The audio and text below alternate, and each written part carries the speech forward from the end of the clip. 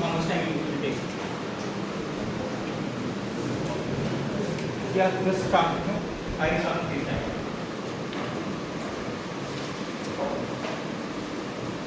And see how much is more. Yeah. So iron carbon phase diagram.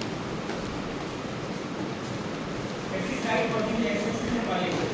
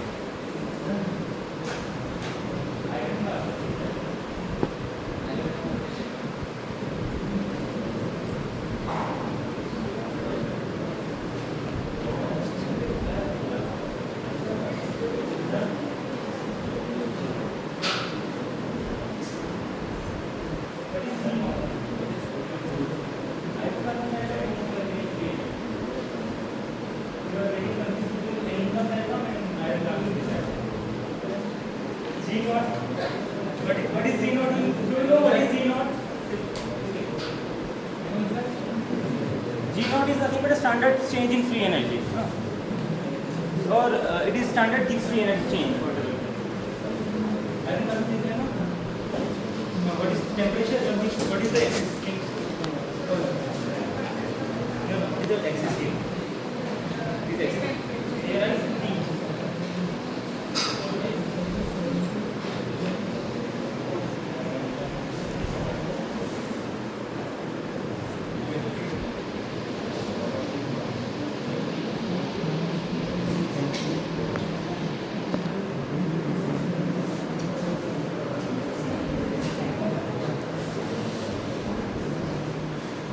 So whenever you want to draw an iron carbon phase diagram, the easiest way to start it from the bottom. It's better.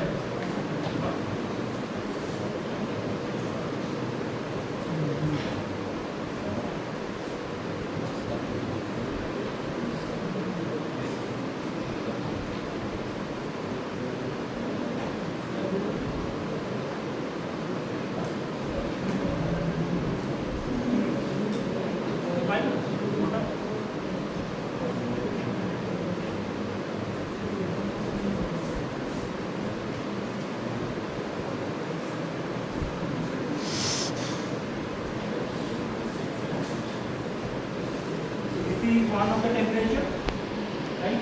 Of course, this is room temperature, you can say. This color is visible, no? Yellow color.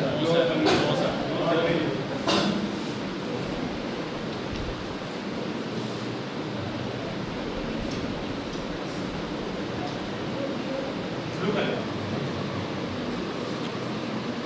This is room temperature, fine. And this is how much? 900. Very good. 910 degrees centigrade. Actually, this is what temperature versus weight percentage of carbon. Some people like atomic percentage of carbon, but better we should say weight percentage of carbon.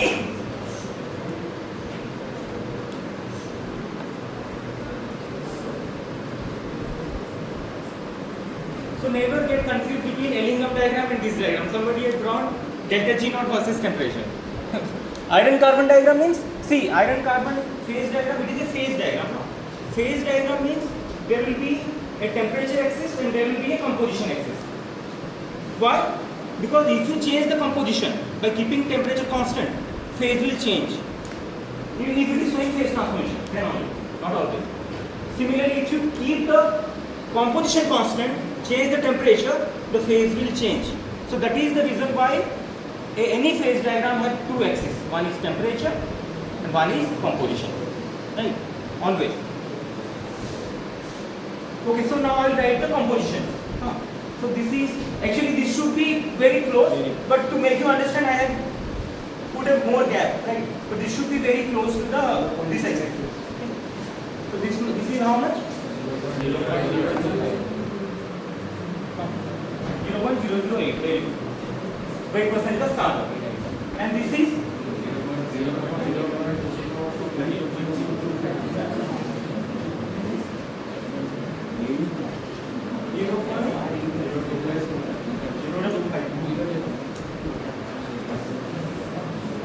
And this one 0.76. Some people write 0.77 also. But if you go through Callister book, it is 0.76 actually. But you can also write 0.77. And some textbook also 0.8 directly. So there is nothing wrong. But if you are following standard book like Callister, it is 0.76. So you can write 0.77 also, no issue. Fine. So these are important compositions. Fine. So now, what is interesting here, I want to show you the phases now. Right? Because as I told, in case of heat treatment, we want to improve the mechanical properties. How mechanical property will improve? If we change the phase, or we can change the crystal structure. Basically, we want to change the microstructure or crystal structure, right? So iron carbon diagram will show you the change in crystal structure basically. Whether it is BCC or whether it is FCC or mixture of BCC, FCC, whatever. Okay. So this, okay, let me change the color. Which one I'll choose? This one? Okay, this one. So this is alpha. This region is alpha. That is nothing but your ferrite. One of the softest phase in iron carbon diagram. Then this entire region is actually alpha plus Fe3C. Why alpha plus Fe3C?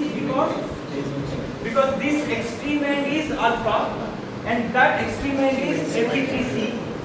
Right? Because iron carbon phase diagram is up to 6.678% of carbon. It is not beyond that.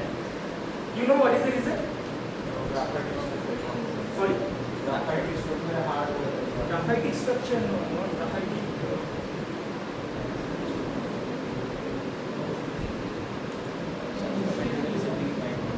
What may be the reason? We should go up to 100 weight percentage of carbon, right?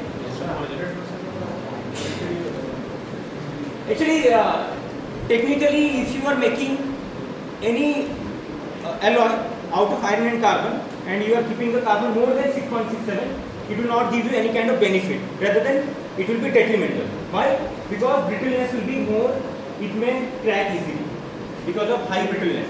Why? Because Fe3C is highly brittle. It may provide you good wear resistance, good hardness. But if the concentration of carbon will be more and more cementite will form and it will become more brittle. It will break. If you apply load, it will break. So there is no technical significance.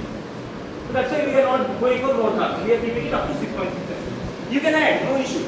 But it will not give any benefit. No industrial application will be there. Okay, anyway. So this side is Fe3C, this side is alpha. So it is alpha plus Fe3C. This is the simplest way to remember. Right? Similarly, this region is gamma, austenite. So that means this is alpha, this is gamma, this is alpha plus gamma. Okay. This simplest way to remember. Because this region is made up of this and this. That's why. And finally this will be. So this is gamma. And this end is Fe3C. This will be gamma plus delta. Okay, fine. And this product is called ladybirite, if you remember. And this product is called combination. So ladybirite is also a mixture of phase, and perlite is also a mixture of phase. So never tell perlite is a phase. It will bring a bad impression. Right? Always. During interview also don't tell that it is a phase. It is a mixture of phase always. Now, how up to this diagram, how this diagram will help you to do heat treatment. If you remember, in the previous lecture I told that whenever we are doing heat treatment, we always try to take our steel from room temperature to austenitizing temperature. We have to convert our initial phases to austenite. And austenite is a single phase always. Whatever will be there, everything will be dissolved and become only austenite. And how austenite looks like? Can you draw it? A cartoon diagram. Can you draw a cartoon diagram of austenite? Like grain. Just can you show me how austenite looks? You have seen through microstructure also. No? You have seen the microstructure. The heat is in a single phase. So what will be there? Only grain boundary. No, nothing will be there. It is single phase is only grain and grain boundary. You will not find anything. But if perlite will be there, then you will be having some lamellar kind of thing. Darker, brighter kind of thing. Right? But austenite means it is a high temperature phase, so the grain size will be also big. So you have grain boundary but big size grain. But if you are talking about ferrite is a low temperature phase, so grain size will be smaller relatively. Okay. Ferrite and austenite you cannot distinguish easily because only grain boundary will be there. But by looking at the grain size you can differentiate them. Austenite is a high temperature phase, so grain will be bigger. But ferrite is a low temperature phase, so grain will be smaller. But depends on cooling rate also. If the cooling rate is very fast, so maybe it will be smaller, very small. Okay, anyways, it's fine after this. Now, so that means whatever our steel, okay fine. So this steel up to this weight percentage of carbon is called what kind of steel? This weight percentage of carbon. So this is eutectoid. Eutectoid. We have a eutectoid steel, right?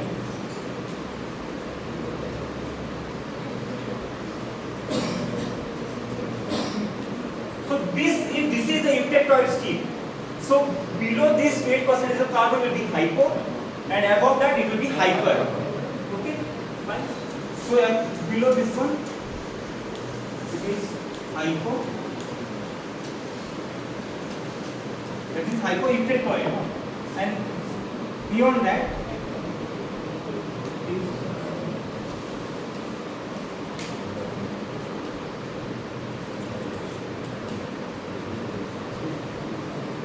is fine up to this. Below eutectoid composition it is hypo, and above it is hyper. Fine.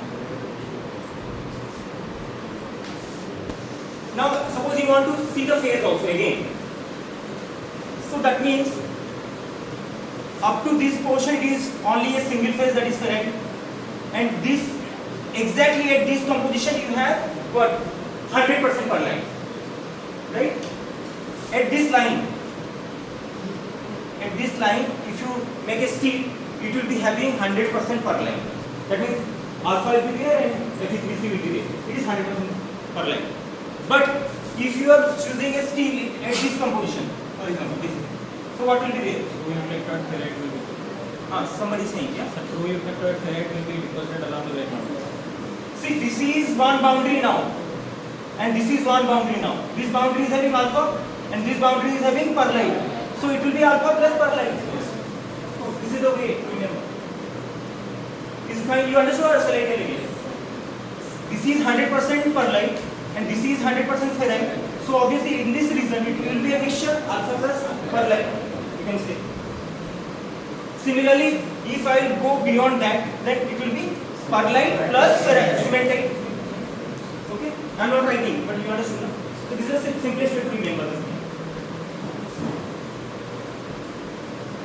Now I will discuss the important temperatures. Okay, maybe you know that from physical metallurgy, of course. There are different temperatures. One is A0, one is A1, one is A2, one is A3, and ACM basically. Okay, how many of you remember? Just can raise your hand. I want to see.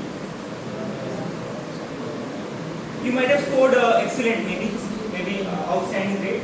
Is good. I hope so. Let's see. Okay, at least. Okay, let me write here.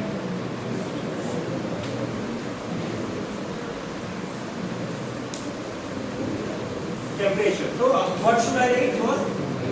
A. Okay, let me. From bottom, I am writing better.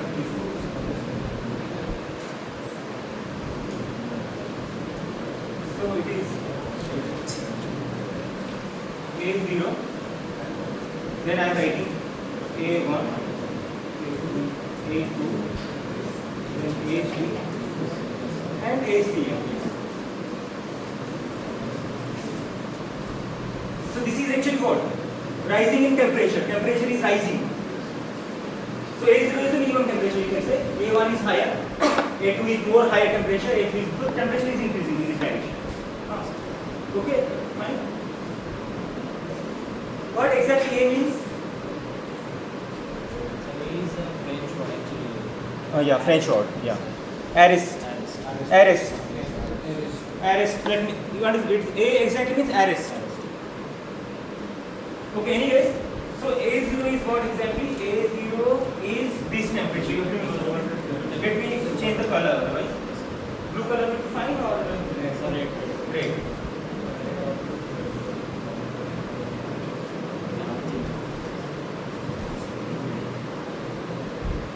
So this is your A0. That is nothing but 210 degrees centigrade. A0 is nothing but a 210 degrees centigrade. Fine. I can write it here.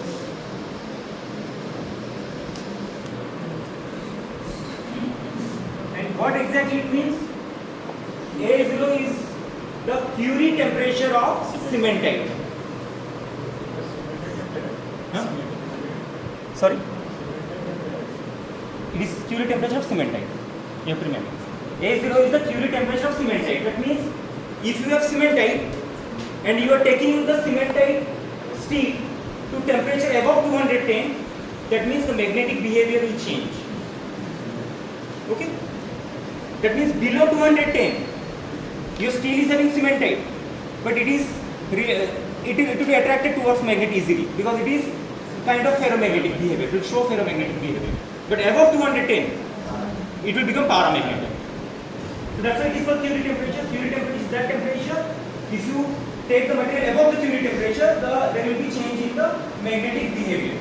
Paramagnetic substance become ferro, or ferro will become para. It depends upon rise. If you are rising the temperature, then ferro become para.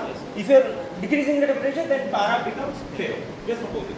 Is it clear? At least up to this. See, you are going to get a question from this in the mid semester. Now A1. So A1 is a very interesting temperature because we are going to use this temperature in the subject now, in the coming lectures. It is very important. And A1 is nothing but your lower critical temperature. Lower critical temperature. And it is how much? 723 degrees Celsius. 727 or 723, something like 727, 723. Different books. Actually, okay. Okay, fine. Suppose you are heating the steel. The temperature at which the transformation will happen actually will be higher than that. What we have fixed actually. But if you are cooling, the transformation will occur just where we have fixed the temperature just below that. Actually, in the real situation will happen. Okay. Anyways, 727 or 723. This is from can you check from the Callister book what is the temperature? 723 or 727? Can you check right now? Just write lower critical temperature in the Callister, something right, you will get it. Okay. But some books write 723, some books write 727. Okay, anyway. So this is what exactly I told? Lower critical temperature. And this is Curie.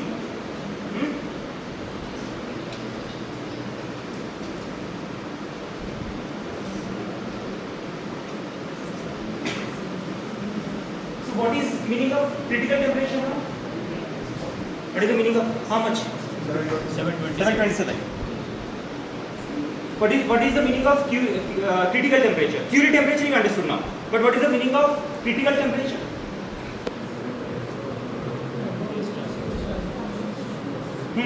The temperature at which the transformation starts. That means there will be a change in the phase. Or it is a phase transformation temperature. If you take the sample above your critical temperature, the phase will change. The initial phase will not exist anymore. Similarly, if you are cooling the sample again from high temperature to low temperature, the moment you reach the critical temperature, the phase will again start transforming to the initial phase. Phase change will occur at that temperature. Right? So this is a lower critical temperature.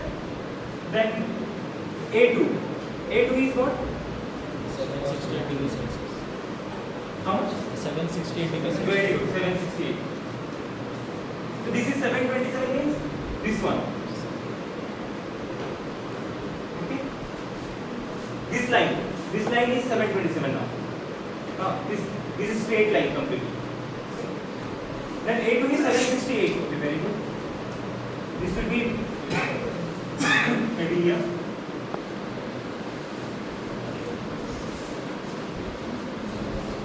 What is that again? 768. Curie temperature of alpha. Curie temperature of ferrite. Again, that is the Curie temperature. But Curie temperature of what? It is the Curie temperature of alpha, or that is ferrite. That means if your steel is having only ferrite now, right, and you are taking the steel above 768, so alpha will be there, but its magnetic behavior will change. It will not behave anymore as ferro. It will become carbon. Shall I tell again? 768 is the Curie temperature of ferrite. That means if your steel is having ferrite and you are taking above 768, the ferromagnetic alpha or ferromagnetic ferrite will become paramagnetic ferrite. But there is no change in crystal structure.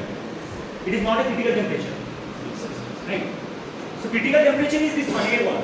But these are magnetic transition temperature, you can say. This is also magnetic transition temperature. Because magnetic behavior is changing. Is it fine up this?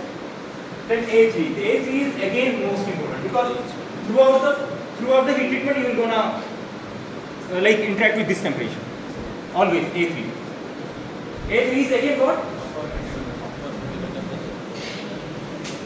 A3 is upper critical temperature.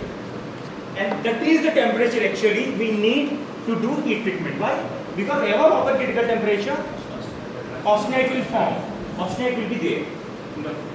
So that is how much this time. But do you think that this is constant? No, sir. Yes, it is not constant. The upper critical temperature is not constant. Can you check why it is not constant? See. Because gamma can form at different temperature. And it depends on the weight percentage of carbon. If you increase the carbon percentage, the line is going down like this. See, this line is going down. It starts with 910, but it reduces. So if you increase the weight percentage of carbon, gamma can easily form at low temperature also. Suppose you are maintaining a composition of this, then you need to go to this much temperature only. Because above that, gamma will form. So that means upper critical temperature is now here for this weight percentage of carbon. But if you are maintaining a pure form of iron only, then you have to go to 910. Is it clear or inconfusing? Is it fine? That is upper critical temperature. That means suppose this is the weight percentage of carbon in your steel. That means it is having what? Perlite plus ferrite in this region. So all the perlite and ferrite will become gamma if you go above this temperature.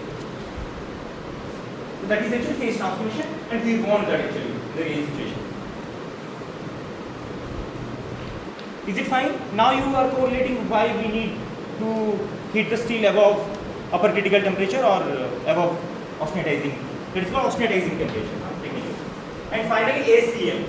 CM means your cementing. So that is nothing but your upper critical temperature for cementing. That is also upper critical temperature, but that is for cementing. Why? Because as I told, below this it is hypo and above this is hyper. So that means A3 is upper critical temperature for hypoeutectoid steel. You understood? Similarly, we have hypereutectoid steel.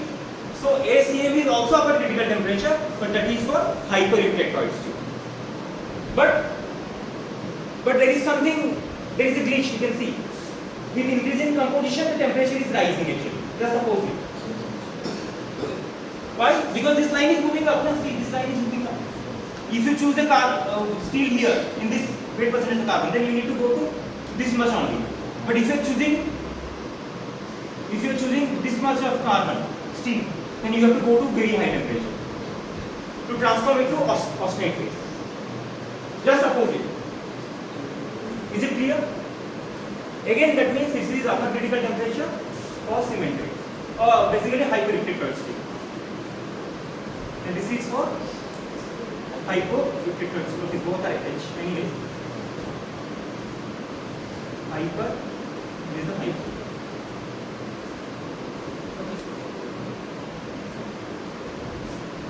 Any confusion you have till now? So that means in simple word I can say whenever we are doing heat treatment, we want our initial phase to become austenite. So that is why we always take our steel above upper critical temperature. So maximum heat treatment involves this condition.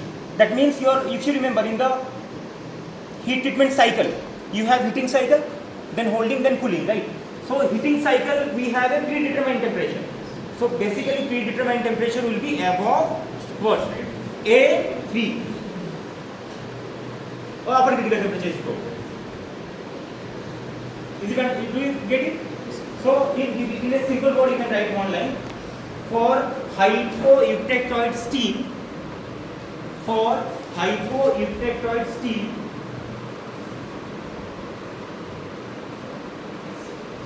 during heat treatment,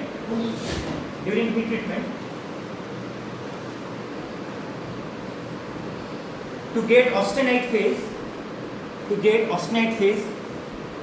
we have to go above A3 temperature. We have to go above A3 temperature. Similarly, you can write for hypereutectoid cell, you can write ACM. Okay, same word, but now the question is, this is actually now the main important topic. You will get a question from this, or maybe in interview they will ask this kind of question. This is very interesting. See. So what you understood? If you are increasing the carbon in the steel, this line is going down. So there is no issue at all. Okay. And this line is going down and meeting at this point, and this line is also coming down and meeting at this point. So if your steel is 100% perlite steel, then how much temperature you need to make austenite? 727 only, just above 727. So that means you can write, if you are dealing with 100 eutectoid steel,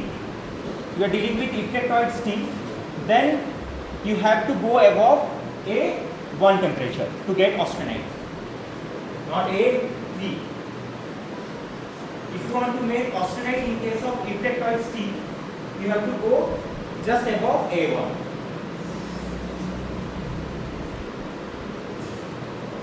Condition is what? It should be 100% perlite steel. The weight percentage of carbon should be 0.77 or 0.76. Then only. But if in between, then what will happen? Can you tell me? Yeah. If suppose this is the composition, then above this, okay, whatever. You just draw a projection here. So above this temperature. Fine.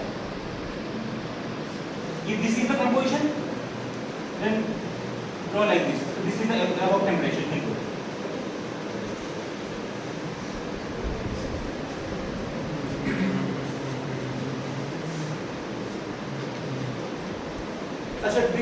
Do you know that suppose you are heating the steel of this composition and you are reaching at the temperature of this much only. Here, let it be up to this. Then what will happen? You will be having two phases, alpha and gamma, right? That means complete phase transformation has not happened there, because still alpha is there. But in heat treatment, basically what we need, we always want to convert our all initial phase to gamma or austenite. Okay. Why this is so? Because if you get a austenite phase first, which is a single phase, it may transform into different phases later when you are doing cooling cycle. And different cooling rate will give you different kind of phases depending upon requirement what you got. But if you are keeping at this temperature, so what is the problem? Alpha is there. So alpha, if you are cooling from alpha region, so alpha will remain alpha. Nothing will happen to alpha. But whatever gamma is formed, that gamma will undergo transformation. Select it again. Any confusion? Suppose you are choosing a steel of this composition and you are moving to this temperature. So this temperature is a two-phase region. Alpha is there and gamma is there. Fine. again you are cooling it. So what you will get? You will get same alpha plus gamma may transform into different phase. If you are cooling it very fast, it may become martensite. If you are cooling at some intermediate region, it may become benite, or if you are cooling slowly, it may become perlite again. Did you understand the point? So there will be no change in alpha because alpha will not change. Same. And that alpha is actually called pro-ectetoid alpha. That's why. So it is already there. That technically it is called pro-ectetoid alpha. If you check the textbooks, they write pro-ectetoid alpha plus cementite. We are already there, so there is no change. Then, yeah. So main issue is suppose you are choosing steel of this much of carbon. So do you think that will go to this much of temperature during our heat treatment? Why? Because we are rising the temperature. See, the temperature is so high. See the temperature. Do you get my point? Suppose you are choosing a steel of hyperintellectual steel with large amount of carbon weight percent, and you want to get austenite phase to do heat treatment. So you have to go to this much of temperature, right? Suppose you are increasing again, so you have to go to this much of temperature. See, very high temperature. This is 910. This may be very high. Okay. Maybe 1000 degree, more than 1000 degree, maybe 1100 degree, for example. Let it be 1100 degree. So do you think it is good actually? You understood my question, or shall I repeat?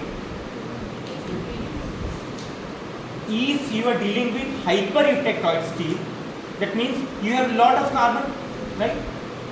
You are choosing a steel of hypereutectoid having lot of carbon, and you want to do heat treatment.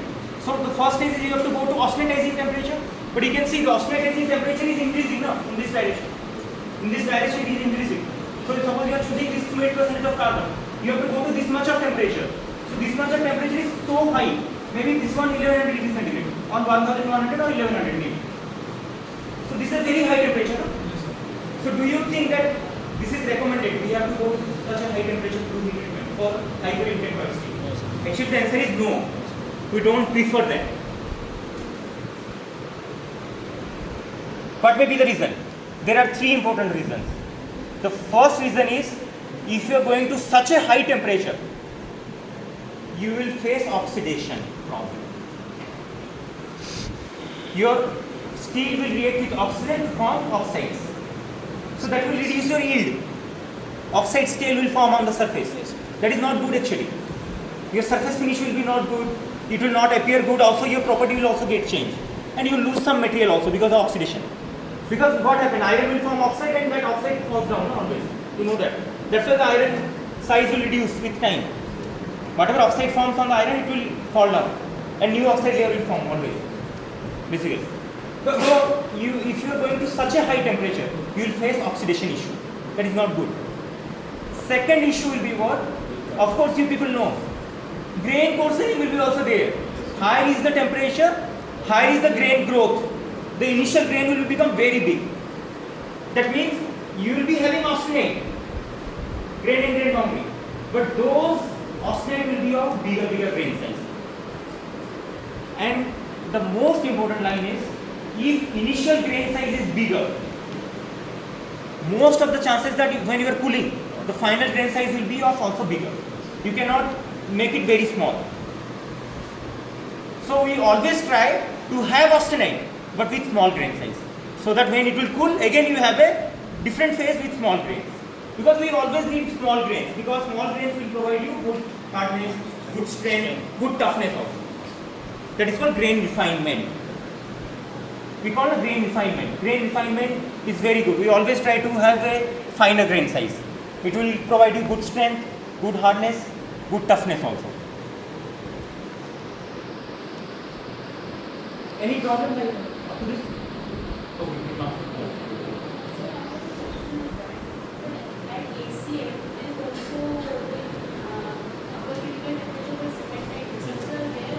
Actually, upper critical temperature, hypereutectoid steel is better to say.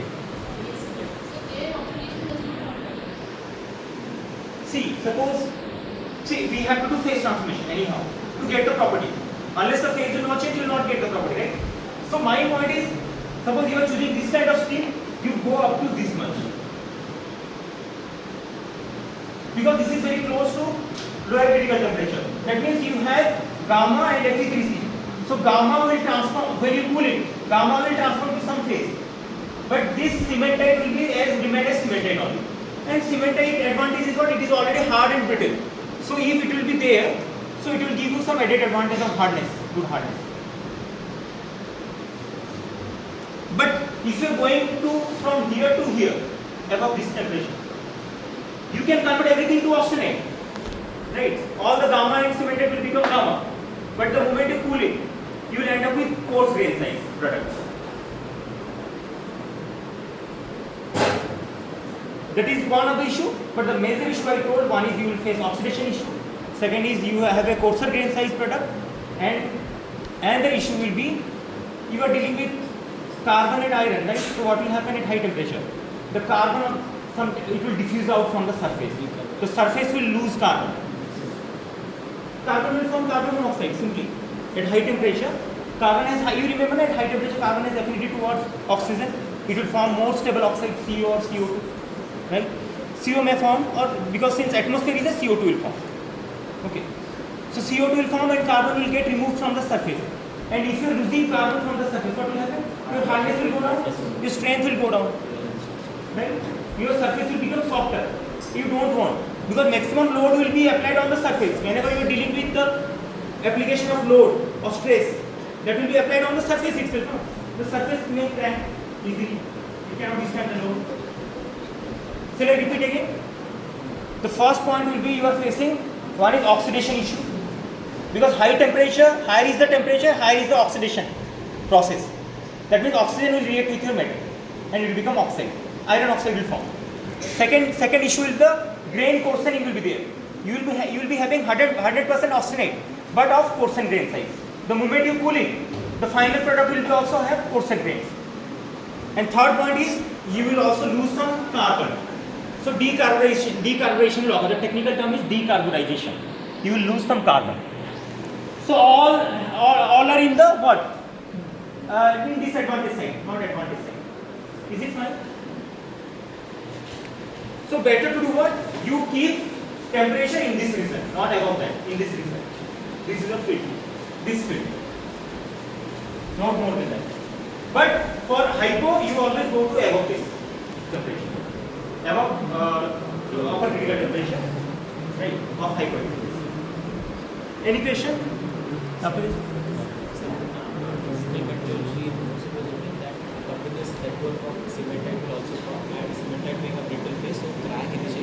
Yeah, cement. Yeah, that is also fine. Okay, he told me one important point. See, when you are cooling from high temperature and the low temperature product is cementite, so it depends actually. We'll discuss that. Cementite is a precipitate. You know that it is a carbide. No? Carbides are precipitates. Do you know this? Carbides are precipitates. Carbides, nitrites, carbonitrides. So they provide what kind of strengthening? Precipitation strengthening. Sometimes it is good to have carbides, but it depends upon what morphology of the carbide is present. Morphology means shape. If your carbides are of needle shape, then what is the issue? Sharp edges will be, needle shape means sharp points will be there at the edges. There will be at the stress concentration sites. So crack will initiate there. That will not give you benefit. But if you have spherical cementites, that will give you benefit. Because the concentration of stress will be uniform. It is sphere. No? Like this, if you are not getting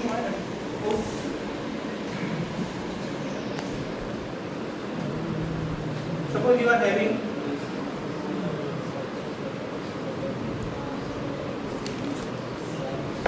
this kind of cementite.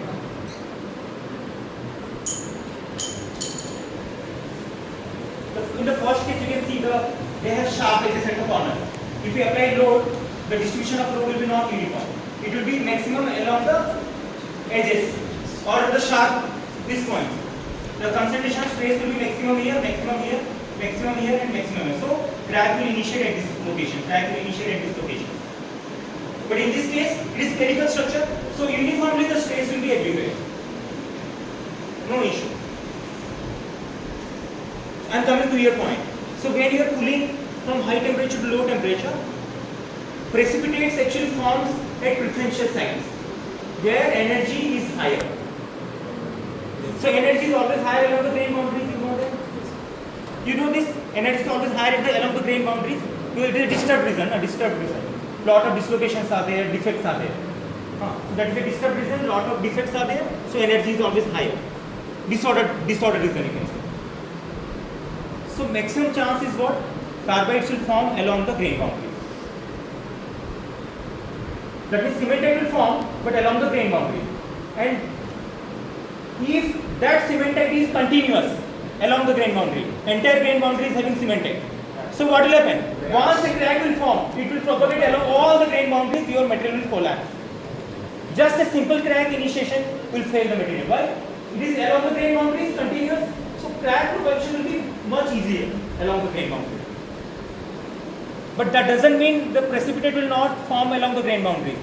You want that, but it should be discontinuous form. Small discontinuous. So if crack will form, it will stop. Because they are not continuous. Now one crack will form along the cementite, it will stop there. Because in between two cementite, some soft phase is there. You understood my part? Or let me draw it up. So this is grain boundaries, whatever. If cementite is forming like this,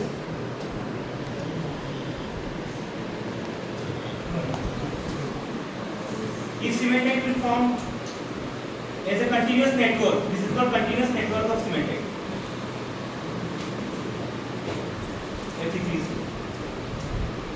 See, once a crack will form, it may propagate in this direction, it can propagate in this direction, it can propagate here and here.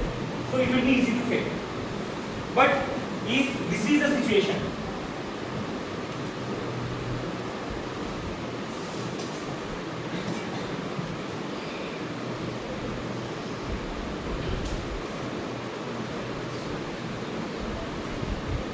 these are also FE3C.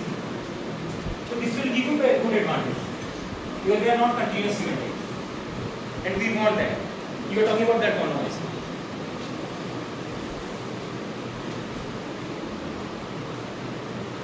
Okay, fine. Any question? So you can write in the exam what are different temperatures in iron carbon phase diagram which will give you benefit during heat treatment. A0, A1, A2, A3, ACS. You can write what are the temperature and what is the position in the iron carbon phase diagram.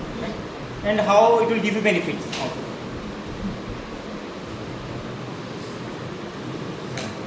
Different important temperatures also.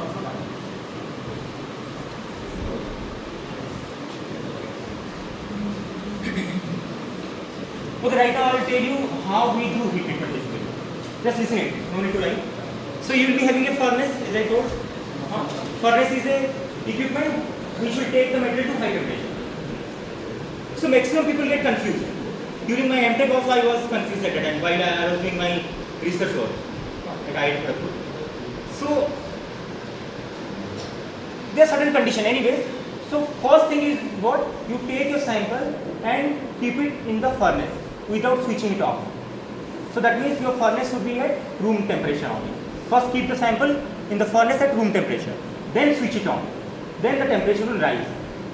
Some people do what? They take the temperature to the austenitizing temperature, then they keep the sample inside it. Sometimes they do that. Sometimes also it is sometimes good also to prevent grain coarsening actually. But sometimes it is bad. Why? Because if you are keeping directly at high temperature, thermal shock will be there. So it is always better to start from room temperature. Is it fine? You will not get any thermal shock because it will be slowly heated to that temperature. But if you are keeping directly at austenitizing temperature, maybe 1000 degree or 950, then thermal shock will be there, it may crack. So we don't prefer. And another interesting point is, sometimes also we prefer two different furnaces, not a single furnace. To do our same heat treatment, we don't prefer single furnace. Can you tell me what may be the reason? Do some brainstorming. Suppose you want a temperature of 1000 degrees centigrade to do heat treatment, let it be. Or 980 degrees centigrade. In that condition, Why we choose two different furnaces to reach to 980 degrees centigrade? Not a single furnace can take the sample to 980, but still you are choosing two different furnaces. Second time we will just first we preheat the sample in one furnace, then after preheating we will transfer. Okay, you are saying something. Let them think of it. Do you get my point? Your final predetermined temperature is 980 degree. You can do it in single furnace also. Now you take from room temperature to 980 directly, then hold it, then cool it. But you are using two different furnaces for that. So what may be the reason? He told the right answer. I know. Any?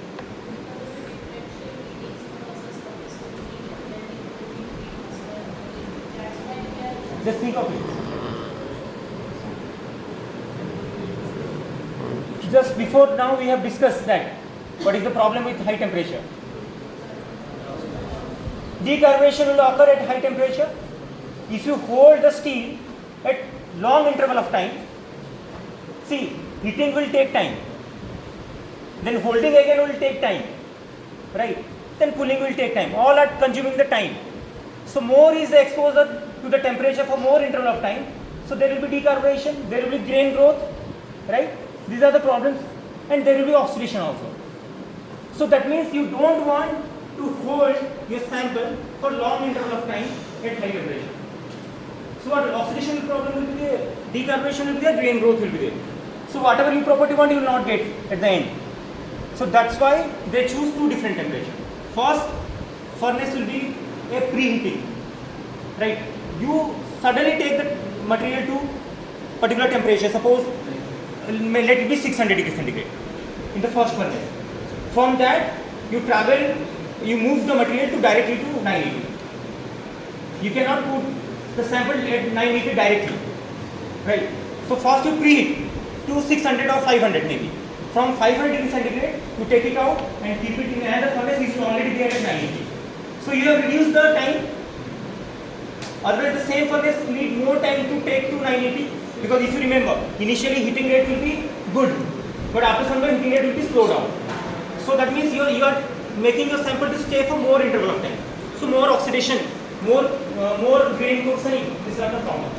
Because there are certain alloying elements which are easily reacting with the oxygen. Right. So this is not always true for all the alloys or for all the steels. This is chosen for those steels which are prone to oxidation basically or grain growth. So you have to use two furnaces, not single furnace. But single furnace is fine. Most of the time we are using single furnace. But special condition is if they are prone to oxidation, those alloying element will oxidize or metal will oxidize. So prefer two furnaces. It will reduce your time actually. Final conclusion, it is reducing the holding time in other way. Okay, fine. I will end it.